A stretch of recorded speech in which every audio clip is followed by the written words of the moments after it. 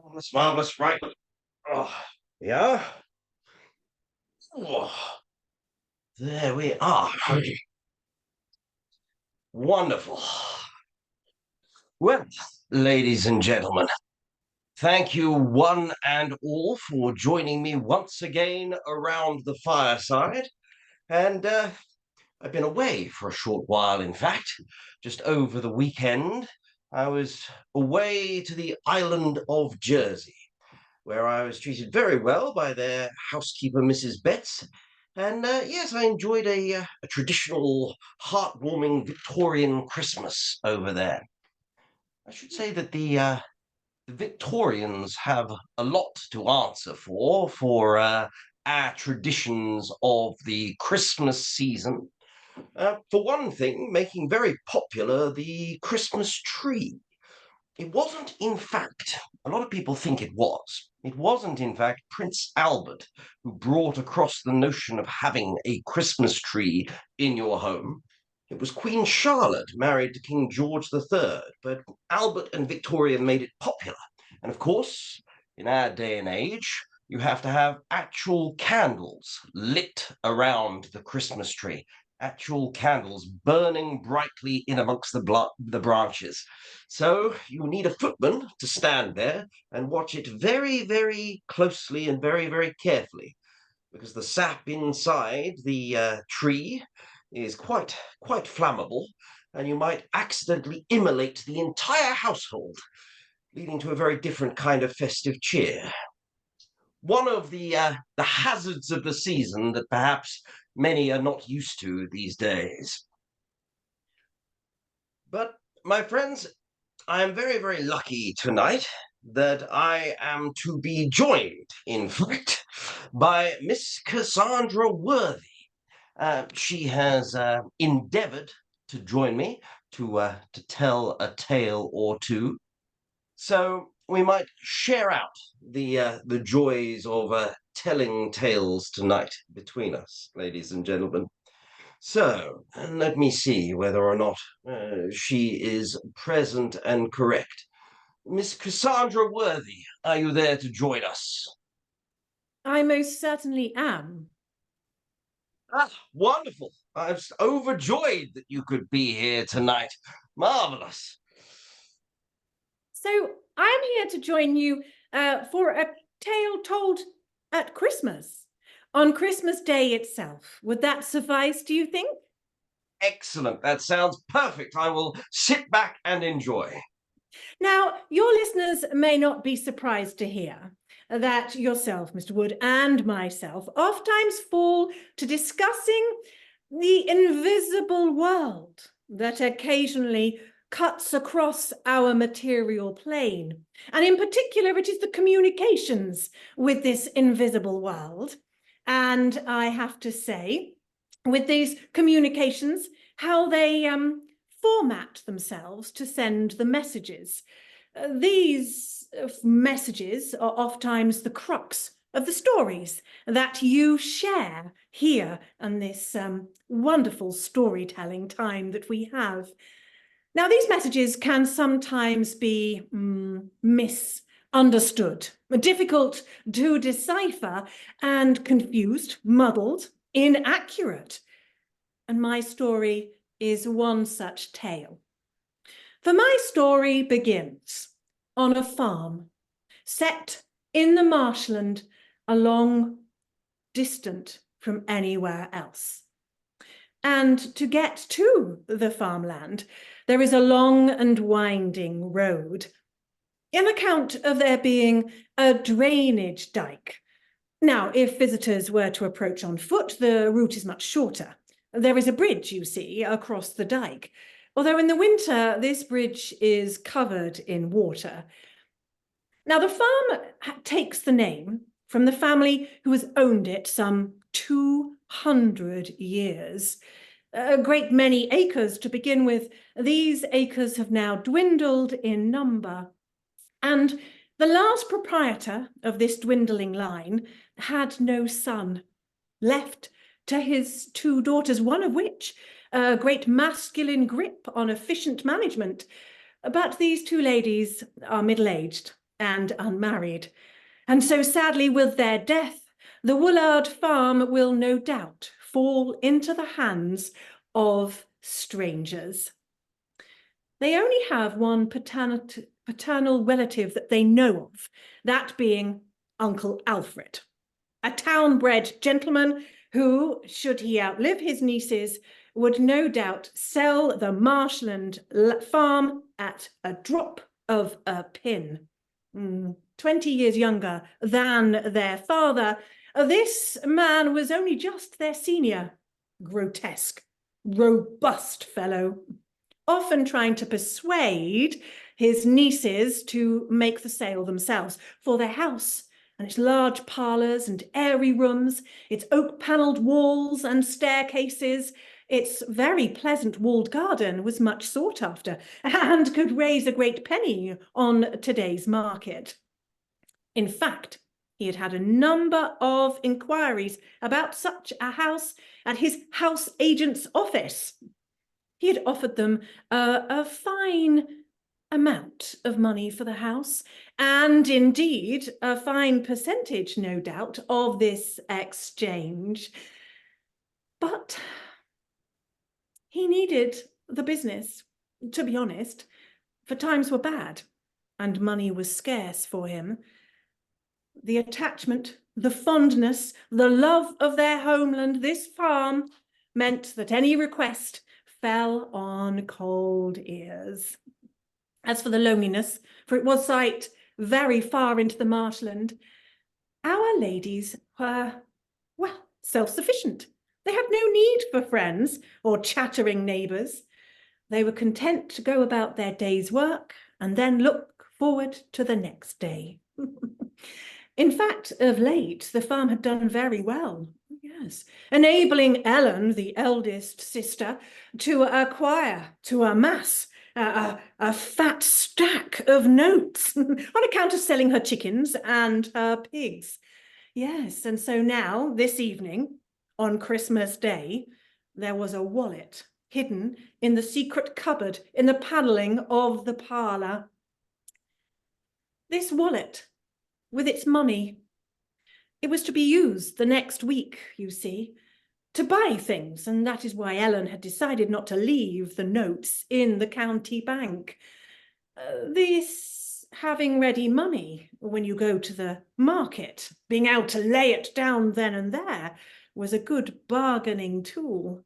And besides, the depositing and the withdrawing, it was half a day excursion twice for the effort. Now, the sisters lived in utmost simplicity.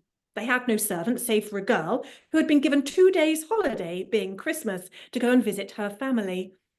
She and the younger sister, Rebecca, did all of the cleaning and the housework, whilst Ellen attended to all the duties outside.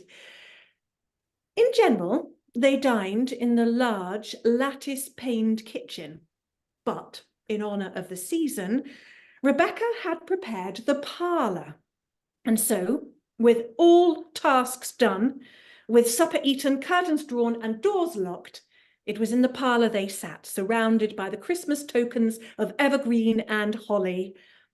Usually at this time in the evening, Rebecca fell to sewing and to household mending, and after her excursions outside, Ellen was generally quite tired and dozed in front of the fire. But tonight, it was talkative idleness that occupied them. I might have a little spare money to buy you new linen, should you wish them, Rebecca dear. Rebecca held her hands at the fire. You seem to sleep a little better. Oh, yes. Well, I am awake less. You see, I dream all the way through the night when I sleep, and these dreams, they quite frighten me. And so, to be honest, I think a night of tossing and turning and hearing wearily the hour chimed by the clock, I prefer to the adventures of my dreams. Ellen laughed. But dreams are a pack of nonsense, dear. Something you should smile over as you dress the next morning. Naturally, I dream. In fact, I had a dream only last night that Uncle Alfred was to appear with the bailiffs and to turn us out because we hadn't paid the taxes. With this, Rebecca pinched her face. Oh, but I could imagine that dream might come true, dear Ellen, for I think Uncle Alfred would take this house from us by any means, fair or foul. But it was just a dream, dear. And anyway, with the way things are, there is less likelihood of that ever happening. It is just a dream. But he is a most disagreeable fellow. I've read his reply to my invitation for Christmas dinner and to spend the holidays with us. I wonder that you invite him every year. I don't understand. He does not want to know us, and we do not want to know him. Would you really be happier if he sat in that chair, scolding us about this and scoffing about that, and persuading us to move to the town where there'll be a lot of fresh air from one end of the year to the next, and no fresh eggs to eat, and all the laundry will be yellow, and all the neighbours would be chattering and nattering, and no, I would rather have an empty chair than the company of Uncle, and I would thank you for it. Yes, dear, as I say, he is a very disagreeable fellow. But he is father's brother, and so we are committed. It is our duty to invite him for Christmas dinner. Let's talk of nicer things. £20, I think I have for you to spend on linen, or anything else that you may desire, and still I will have enough to buy hens and pigs, the number of which this farm has not seen for some 5 years. Presently, the sisters made the fire safe for the night and retired to their rafted bedchamber that they shared. As was usual, it was Ellen who was down first in the morning, and the girl being on holiday, she set to work lighting the fire and boiling the kettle.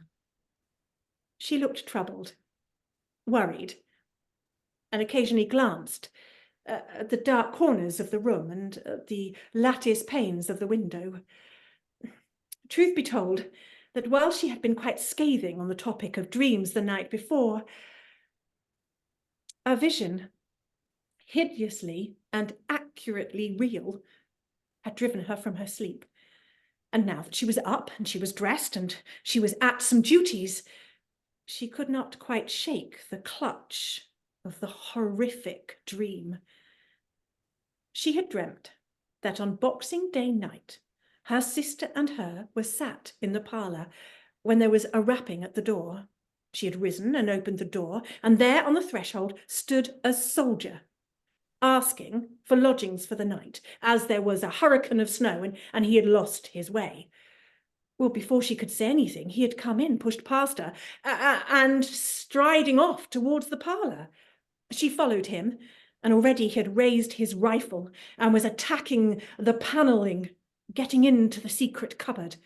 It caved in under his force, and there he had the fat wallet in his pocket. "Now to get rid of the witnesses," he said, and he grabbed the rifle by the barrel, and raising it up, he felled poor Rebecca, who lay on the ground, all covered in blood. Now the nightmare began, for Ellen tried to flee, but she found that her feet and her hands would not move. All she could do was let out a thin scream as once again the murderous weapon was raised, and she knew at once that it was to come down on her head, and it was this agony that awoke her. Busy as she might that morning, she could not shake this dream, and yet it wasn't dream-like. It was vivid.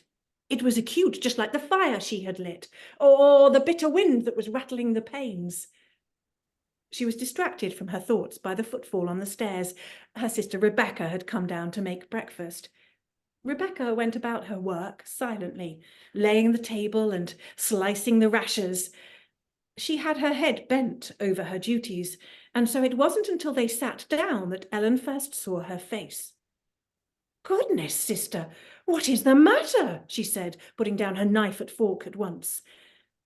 Rebecca raised her eyes, and there, sat in them the most nameless, horrifying terror. I would like to tell you, sister, but I fear you'd just laugh at me if I did. Well, said Ellen, forcing a smile, would we not like a laugh in this dark, dreary morning? Is it one of your dreams, dear? You have the right of it, and yet it was a dream I have never had before. Violently trembling, Rebecca said, it wasn't a dream, in that it wasn't made of the dreams that make dreams. And it was Boxing Day night. And this morning it is Boxing Day. Rebecca then told the dream. It was exactly the same, to the minutest detail, of Ellen's dream, except it was Rebecca who had answered the door, and Rebecca who witnessed her sister being slain, and Rebecca who stood motionless as once again the second strike happened. Now, Ellen was of a practical, level mind, but even she could see that this coincidence, if it was a coincidence, was a double vision, a sign that perhaps should not be ignored. And so, within the hour, the house was locked up. The sisters were on their pony cart heading into town. It being Boxing Day, the bank was closed. So they had a mission to call upon their uncle, to ask him to take in this money, and the next day they would collect it. They had decided between them that they wouldn't tell him the exact reason why they were fearful for their money. Perhaps two women living in an isolated location with such a large amount of money was story enough. Tomorrow, they would go and fetch it back, and they would put it in the bank. When they arrived, he was already at his whiskey and as acid and as disagreeable as ever. What do you two want? Come to wish me some season greetings, no doubt, some rubbish. They explained what they required. I'll have none of this. I'll have naught to do with your money. What if I am burgled tonight and all of your notes taken? You would have the law on me to replace it all. Oh, it's more likely that I'm going to get burgled here in town than you are way out there. What thief is going to wander for miles until they get to your remote farm in the hopes that you might just have some money? This is ridiculous.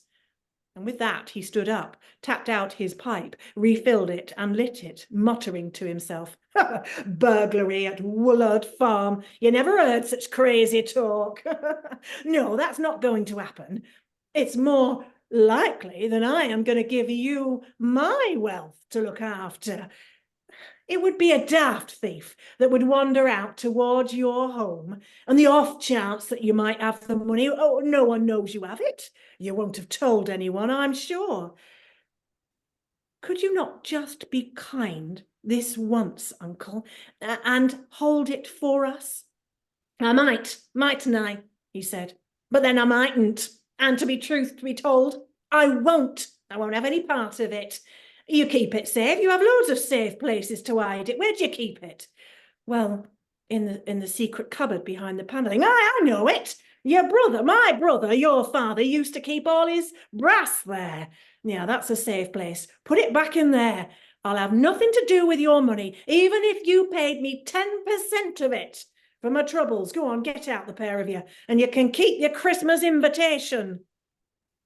The ladies, not knowing anyone else they could trust with such a cause, headed back home, and before lunch found themselves returned, hiding against the winter weather.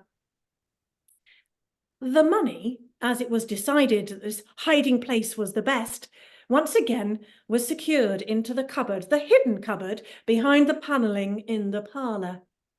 Ellen felt that as the day had moved on, she had gained more of her senses, much more than in the coldness of dawn. It was a dream, and a dream was a dream after all, and sensible women shouldn't be taken by such a thing. The short winter day soon began to end, and it had started to snow quite heavily.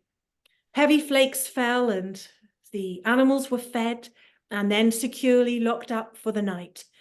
And it wasn't long that supper was eaten, curtains drawn, doors locked, and like last night, the sisters returned to the parlour. 8 o'clock struck. Well, and then 9, and then 10, from the grandfather clock in the hall. And with this strike, Ellen stood. Well, I don't see there's any point for us waiting for your soldier, Rebecca dear. He has missed his connection, so to speak. Now, tomorrow is a working day, and so... But her sentence hung there, unfinished, because as she was speaking, there came a knocking at the door. Rebecca at once leapt to her feet and covered her ears as if to block out the noise. Who on earth could this be so late? Whispered Ellen. Rebecca ran to her side. We have no lights on. We could just stand perfectly still and they wouldn't know we were here, and then they'd go away. Oh yes, then they would go away. By God, they would go away. After the ringing of the bell, there came the rattling of the latch, and then silence. But once again the noise took up. The knocking at the door, the ringing of the bell, the rattling of the latch. Ellen took up a hand lantern. It was unbearable, this suspense. I'm going to open the door, sister. What if is it some innocent bypasser lost? It will be their death out there in the cold. Imagine this, Rebecca. If tomorrow we awoke and there laying out in the snow was the body of a woman or a girl because we had not opened the door, or drowned in the great dike. We could not live with that, no matter what dreams we have had. And with that, she purposefully walked down the passage to the front door, unbolted it, and opened it. There, stood on the threshold, was a man, surrounded by the heavy flakes of snow. She could not make out his face, but he was wearing a soldier's uniform, and there on his shoulder, a rifle. Oh, I'm dreadfully sorry, but I've got lost in the marsh. I was trying to find the town, and I knew there was a farmhouse out here somewhere, and I'm so glad I found you. Can I come in? I'm just looking for lodgings for the night. I will catch my death out here. There is no lodgings to be found here. I'm dreadfully sorry. Follow the path up, and there's a highway. And she went to shut the door. Oh no, but I can't see my hands in front of my face out here. Just one of the outbuildings, a little bit of straw, that's all I ask for. Something just to give me some comfort. Ellen paused. Rebecca had crept along the corridor, and as the strange dream began to take hold of both of them, she saw in Rebecca's face a reflection of her heart. I'm dreadfully sorry. I cannot let you in. He who walks at night must keep tramping, she said, and began to shut the door again. He held out his rifle and offered it to her. Take this. I can see that you're scared of me. You can have this. You can have my boots. You can have my belt with my bayonet. I mean you no harm. Why would I give you my gun if I meant you any harm? Please, miss, I just want a little bit of shelter, just for tonight, and then I'll be gone.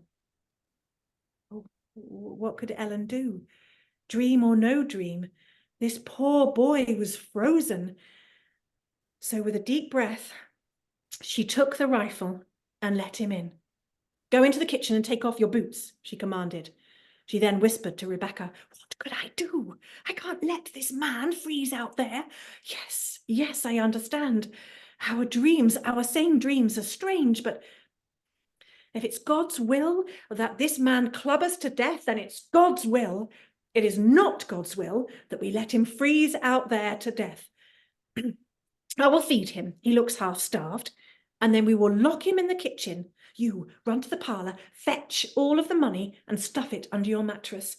Then the dream is broken, for he is supposed to find the money in the parlour. If he does not, then surely it is broken and he will do us no harm. Go, quick. And feeling more confident perhaps she stepped into the kitchen, gave the soldier some food, and after a little time, with 2 chairs pushed together, the soldier fell asleep in front of the fire. She picked up the rifle and she locked the kitchen door. The sisters did not undress. They lay on top of their covers, keeping a vigil until day. At about midnight, the wind had dropped. It was still snowing, but it wasn't as blustery, and outside the snow had created an eerie silence. Ellen's bed was closest to the window, and suddenly she sat up, for the silence had been broken by a very slight scratching, a rattling of the sash window downstairs below her own, the window along the passage between the parlour and the kitchen. Rebecca had heard it too. Like a ghost, she crept to her sister's bed. "There's another. I can hear. He has a friend. Now there are two of them. We have one inside and there is one outside. What were you thinking, letting him in? He's going to walk around to the kitchen and his friend is going to let him in. And this is it. And this is it. This is the end of us." Ellen took hold of her sister and held her tight. "Dear sister, you must find it within yourselves to forgive me, for is this night the one that we are to die? By God, I could not have done anything differently. They are after the money. I will take them the money, and I will make them promise they will do us no harm, on the understanding that we will in no way identify who they are, should we be asked. Come now, take charge of yourself." He gave us his rifle. He took off his boots. Do you not think that strange behaviour for someone who wishes to murder us in our own home? Strange or not, this is it. This is it. Ellen left the rifle upstairs with her sister, who could not be consoled, crept downstairs, went to the parlour, took the money, and then headed to the kitchen. As she did so, she passed the window where now the sounds had changed. It was as if the person outside was scratching, trying to cut the pane of glass. She hurried to the kitchen, unlocked the door, and the soldier was already on his feet. "There's someone outside, ma'am. I can hear him. He came round to the kitchen and tried to rattle the door. I wouldn't let him in. What's going on, ma'am? Why is he out there?" I know why you're here. You have come for my money. Here, take it, and you must promise that you will not do myself or my sister any harm. And in the morning, when we report the robbery, we will in no way identify who you are." "Are you saying I'm a robber and a murderer? What do you take me for? It's him who's doing no good. Look at him. If he was like me, looking for shelter, surely he would have knocked at the door instead of rattling at the window. Where's my rifle, ma'am? You have shown me a kind hand. I will help you in your distress." Ellen looked at the soldier. The thought of the rifle, and immediately the vision from her dream of her sister being clubbed to the floor. Oh, she could not possibly. And yet the soldier seemed so sincere. "My rifle, ma'am. Go fetch my rifle." And so Ellen did. She ran upstairs. She took the rifle, and as she came down, she was joined with Rebecca and a number of candles. They passed the window, giving it a wide berth. And then suddenly, the three of them realized a hole had been cut in the window. The wind had gushed in, billowing the curtain. And as the three of them watched, a hand reached through and began to look for the latch of the window. At once, the soldier leapt into action. He tried to grab the hand, but that slipped straight from him, back into the darkness. "My rifle, ma'am." He snatched it from Ellen, opened the door. "Lock this, ladies, and do not let a soul in until you hear it's my voice outside. We will catch him yet." And with that, he disappeared into the darkness and the snow. The sisters rushed to the kitchen, and they huddled together and held each other, and gradually began to realize that perhaps there was good faith in this soldier, for there in the middle of the table was the wallet full of money. Presently there was a knock at the door, and it was the soldier. "Oh, I'm back. You better let me in. It's freezing." And so they let him in. "I lost him. I'm dreadfully sorry. It is black out there, black as a pit. I could not see anything, although I did hear him. And when I heard him, I stabbed out my bayonet. I think I caught him, but he shook himself free." And they looked at the end of the bayonet, and there, true enough, was a couple of itches of snow and blood all mixed together. "There's nothing we can do now," said the soldier. "It's too dark. It's too late. Let's leave it till morning." And the sisters agreed. This time they went up to bed, and they slept. And the soldier slept in the kitchen, and the door was not locked. But all three rose early the next day, and as they sat down to breakfast, suddenly the servant girl arrived from her holiday, all of a fluster and in a panic and breathing heavily. "There's something in the dike. You have to come and see, come and see." And so they at once set out.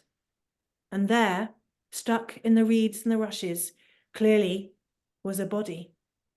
2 long poles were used to drag it to the shore, and once turned over, his niece looked down upon the face of Alfred Woolard, his coat torn just below his right shoulder, and where this tear, the jagged eggs of material soaked and stained in blood. And so you see, in my story, it is the dream that is both the messenger and the message, even if perhaps it not come quite clear enough through. Absolutely. A marvelous tale. Thank you so much for sharing it with us.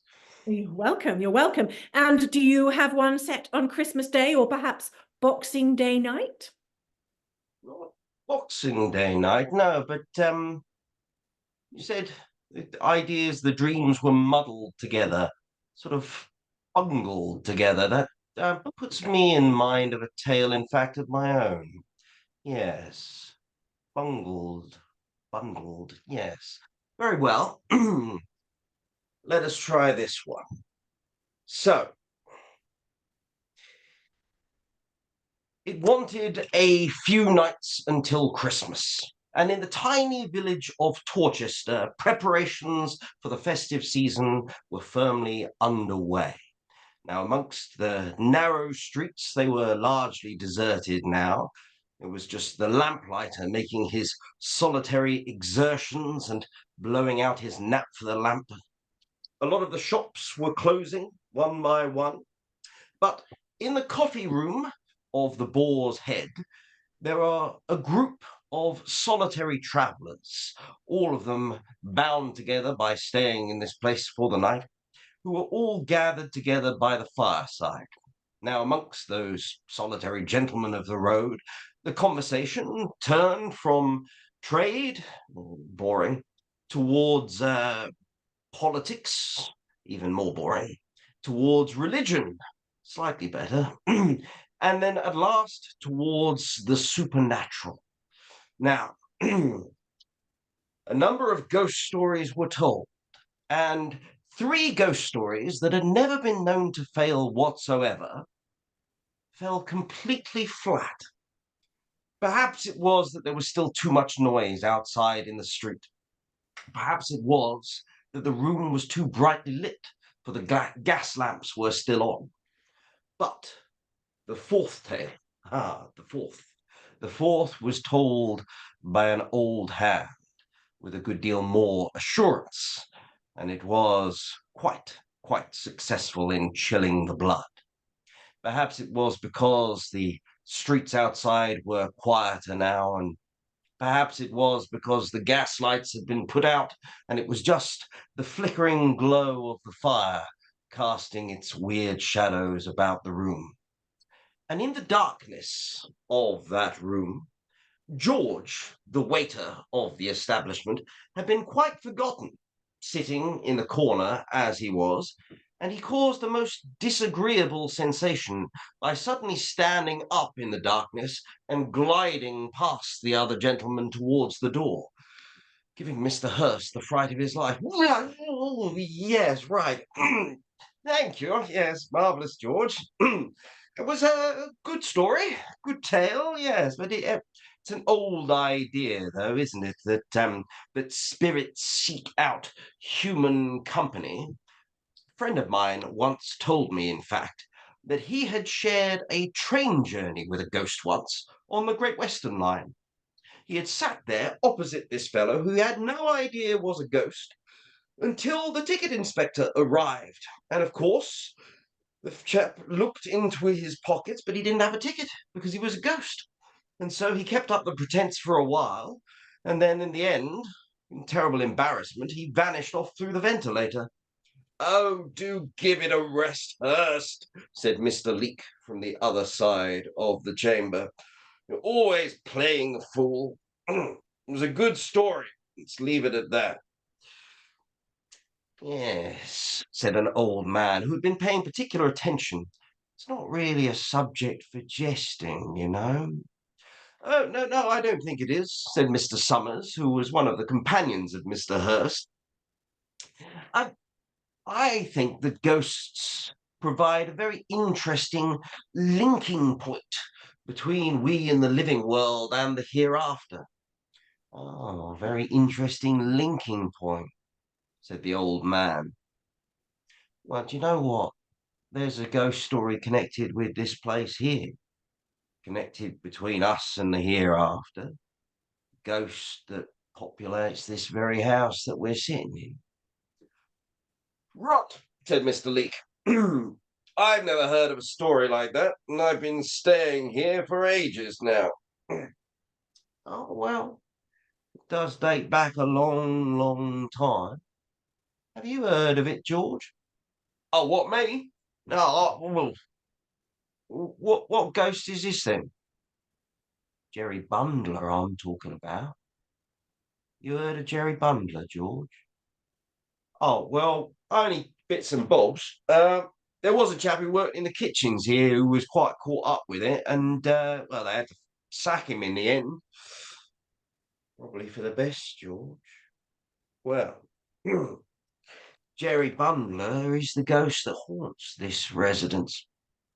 And who is this Jerry Bundler when he's at home? Said Mr. Malcolm, the traveller who had travelled the furthest, in fact, to be at that residence. Oh, Jerry Bundler was a London thief and pickpocket, an highwayman, anything he could turn his dishonest hand to.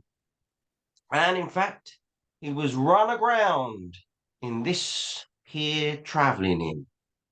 You see, the Bow Street runners, they followed him all the way down from London town, down to this place here in Torchester, and they came up the stairs with the landlord.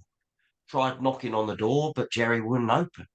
And they tried to ram it door, but it was a solid thing, made of good old-fashioned oak. So one of the Bow Street runners, he tried to climb up a short ladder, tried to get in the window there to get at Jerry, but there was a gunshot, and the man fell down dead to the courtyard just outside there. And the crowd what had gathered, they could see Jerry Bundler's white little face peering over the windowsill, looking down below. Well, they had him surrounded. There was no way out, was there? And so they pounded and pounded and pounded on that door until they managed to get it open. Well, they thought there'd been no way out. But Jerry found a way, didn't he?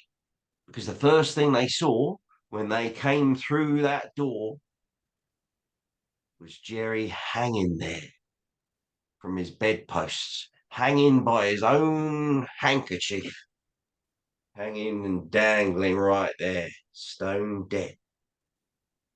Um, which bedroom what was that? Asked Mr. Summers. Oh, I couldn't really tell you what bedroom it was.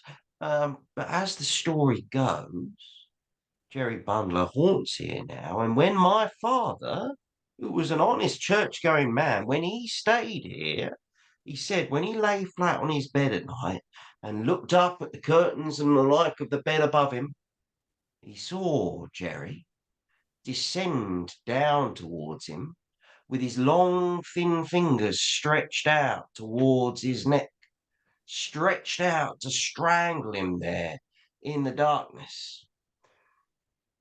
I really wish you'd asked your father which room it was he stayed in. Why is that? Well, I should not care to stay in it, sir, is all. Well, I don't know about all that. I mean, a ghost can't hurt you, can he? I mean, my father, he said there was nothing to fear from Jerry. It was just the unpleasantness of seeing him there that gave him a bit of a turn. But, I mean, for all his reaching out for his throat, I mean, Jerry's fingers might have been made of cotton wool for all the harm that they could do. I mean, a ghost can't hurt a living person, can they? No. That's all very well, sir. But a ghost story is a ghost story. But if you're going to tell a story of a ghost in the place that a gentleman is going to spend the night, well, I call that most ungentlemanly, sir. I do. Well, Gentlemen, I don't know about that. Myself, I'd quite like to see a ghost, to be honest with you. Sweet dreams. Good night, chaps. And off the old man went to bed. Aye, good night, sir. Yes, good night. I do hope Jerry comes and pays a visit to you rather than any one of us. Good God. Whiskey, said Mr. Leake from the corner of the room.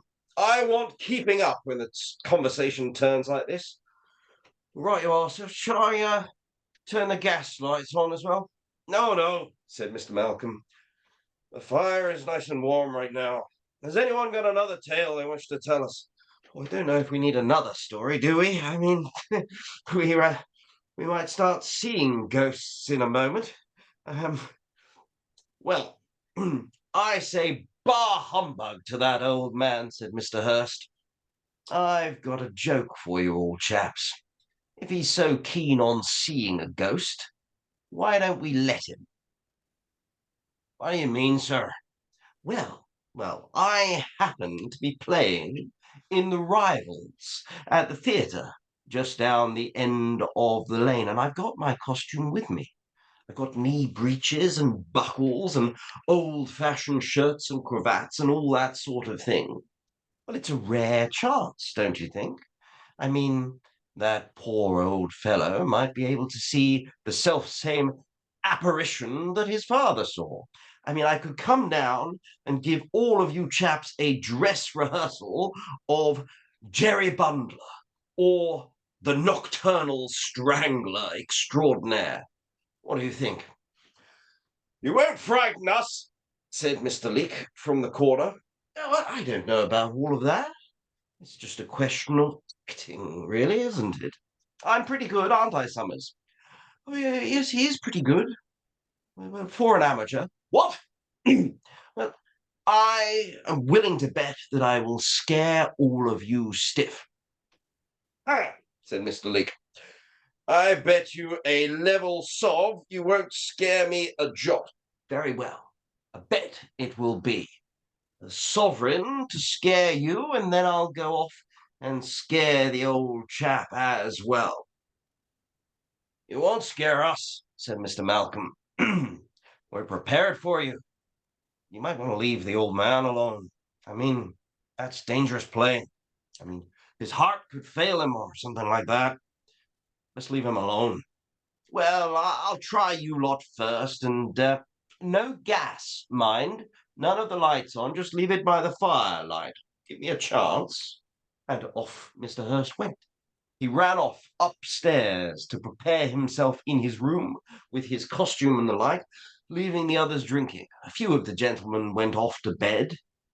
Summers turned to them all. He's crazy on acting, you know, absolutely loves it. He thinks he's the equal to absolutely anyone, Garrick no less, but I won't let him have a go at the old man. I mean, yes, I agree with you, Malcolm. That is dangerous playing. Well, I do hope he'll hurry up. It's past 12 already. Mr. Malcolm looked at his pocket watch and gave it a turn or two, and they sat there, drinking whiskey and waiting until George returned, rather at a rush, from an errand in the bar down the other end of the passageway. "Oh, what is it, George? You seem to have had a fright," said Mr. Leake. "Oh, well, I think he's ready. I think he's coming down to see you all. He's coming." Um, "We'll never make a man of you, George. You seem scared stiff." "Well, I didn't expect him. Not in the bar there. I mean, we only got one gas lamp on in there, and it's quite dark. He gave me a turn. He did. I mean, he was on the floor. He was crouching down, creeping around in there, and I didn't expect him like that. I mean, I nearly tripped over on him. Still, it took me unawares, gentlemen. It really did. I mean, not any one of you would have, you'd all been frightened. None of you will go out there and down the end of the passageway in the dark now. Nonsense. I'll go down and fetch him if I must. No. Honestly, you don't. It's dark down there. Scary down there, Mr. Malcolm. So it is, said George, catching hold of Mr. Malcolm's sleeve. But at that moment, whilst they were discussing this matter, there was a sound. What's that? Said George. There had been a sound of someone crying out somewhere up on the stairs. And then there were footfalls, very fast footfalls, in fact, a flood of them, rushing down into the room, and suddenly the door was swung open, and a figure hurtled into the room and cannoned straight into Mr. Malcolm. God in heaven, what is it, man? And he lifted up the shape of Mr. Hurst, or just about Mr. Hurst. He was dressed in, well, the sorts of things he described: knee breeches and buckles and an old-fashioned shirt and the like. What on earth is it? What's the matter? I don't know. I've seen it. I've seen it. Him. Whatever. I saw the ghost. What do you mean, sir? I don't believe you. I saw it. It was up on the stairs. I saw it. I came down the stairs, and I was capering, one step at a time. I was putting on an act in case any of you were looking out, and I was walking downstairs, drifting like I thought the apparition might. I felt a tap on my shoulder. What's that? Is it there by the stairs? There's nothing there, sir. You felt a tap on your shoulder. What happened then? Yes, well, I felt a tap upon my shoulder, and I turned around. And I saw it. What did you see, sir? So it had a little devilish head and a white, dead face staring at me there on the dark of the stairs. That's what I saw. That's what I saw down in the bar, said George. It was horrid. It was devilish. It was. You're right. You're right. Mr. Hurst collapsed into a chair, still having a grip upon Mr. Malcolm's sleeve. Well, that's the most unaccountable thing. Both of you seeing the same thing out there. Oh, this is the last time I'll stay in this establishment, said Mr. Summers. Well, I'm going to leave my employment straight away, sir. Tomorrow is. Oh, I won't go down to that bar again. No, not for £50, sir. It's talking about it. It's caused it, said Summers. I mean, we've all been sitting here, having it all in our minds. We pretty much formed a spiritualist circle between us. We have. Hang that old man, said Mr. Malcolm. On my soul, I'm half afraid to go to bed myself. Odd that both of you should think you saw something like that. Well, I saw it, sir, plain as I see you now. I mean, if you look out in the passage, you'll see it yourself. Very well, we'll come with me to the bar. Everyone looked rather gingerly at that, and no one stepped up to join Mr. Malcolm. Very well, I'll go myself. He stepped out there, and he did, credit to him, get a few steps down the dark passageway towards the lonely bar at the end. But he soon retreated and came back to the warmth and the glow of the fireside. Did you see it, sir? Did you see it? I don't know what I saw. I mean, I'm in the mood and fancy to see just about anything now. How are you feeling now, Hurst? Oh, I think I'm over the worst of it. Don't you lot grin at me like that, thinking I'm some kind of scaredy cat. If you'd seen what I'd seen, you'd be just as terrified. I don't really fancy going to bed by myself. Does anyone want to share a room with me? Oh, yes, I will, said Summers, so long as you don't mind sleeping with the gas on all night. Very well, we'll make a night of it, said Hurst, and the two gentlemen, Hurst and Summers, tramped their way up the stairs towards bed.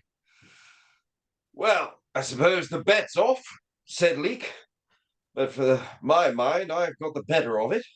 I've never seen a man look so terrified as he did. Still, where's more whiskey? I suppose it's some kind of poetic justice, isn't it? Never mind poetry or justice. Who'll share a room with me? You share with me, Mr. Leek?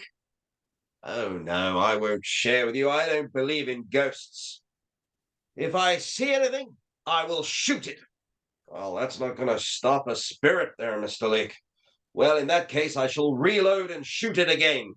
3 rounds a minute should bring the entire household down on top of me. And, well, all of the household being awake, we'll see whether or not there's a ghost in my room should one happen to trouble me in the night. But if you are in want of a companion in the night, Mr. Malcolm, I'm sure George will curl up on the doormat for you. Oh, yeah, I will, sir, if you don't mind. I wouldn't mind spending the night in a room with someone else, sir, just to make sure I've got company. And, gentlemen, if you would all not mind accompanying me down to the bar to turn that last gas lamp out, I'd never be so grateful, gentlemen. So, that was decided. The gentlemen went as a body, tightly together, except for Mr. Leek, in fact, who maintained his disbelief in the supernatural and sat there by the fireside, polishing his gun. They edged their way down through the darkened hallway, down into the bar. They managed to switch out the gas lamp and then retreat as swiftly as they could back to the warming glow of the fireside in the coffee room. But just as they returned, just as they reached that relative safety, they heard a noise up on the stair. It was a footfall, followed by another and another, and the footsteps were coming down the stairs now, down closer and closer towards the coffee room, right up to the door itself, which slowly creaked open towards them. And there, in the flickering firelight, they all saw it. They saw the figure step through with its white, leering face, with its sunken eyeballs, and with its bullet-like head with close-cropped hair. And as that strange apparition stood and regarded them all for a moment or two in time, it reached to its necktie and slowly unwound the filthy linen and then stretched it out in its hands. And it advanced, step by step, towards Mr. Malcolm, who fell back, trembling, away from the thing. And then, by the candle's glow, the candle went out, plunged into darkness, just the flickering glow of the fireside, which did not cast nearly enough light now into the dark, and the sudden sharpness of the cutting out of the candle had been accompanied by the thunderclap of a gunshot, and in the darkness there was the smell of powder smoke filling the room. And there was a sound. Amongst their ringing ears, they could all hear it.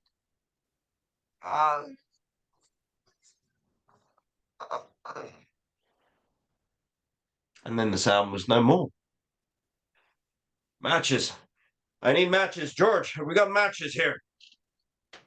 Mr. Malcolm struck a match, lit the candles once again, and he looked down toward a bundle upon the floor.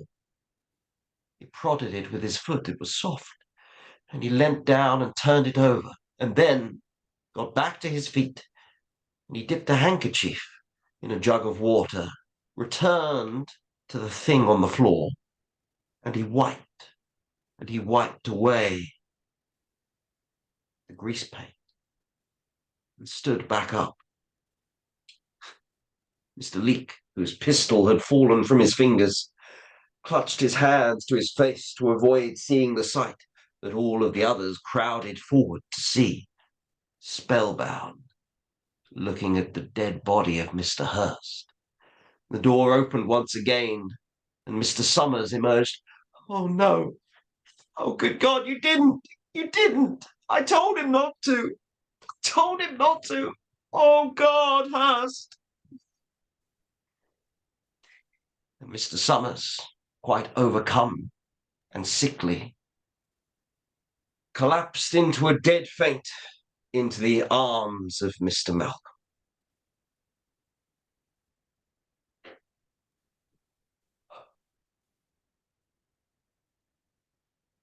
Goodness me, two chilling tales for Christmas time. I hope that our listeners have a much more peaceful, festive season. Absolutely, Miss Worthy. I certainly hope that you all do, ladies and gentlemen. I hope that you have a wonderful Christmas season. That, of course, will be our last Edwardian tale of this year, but we will be back next year. In fact, in just about 2 weeks' time.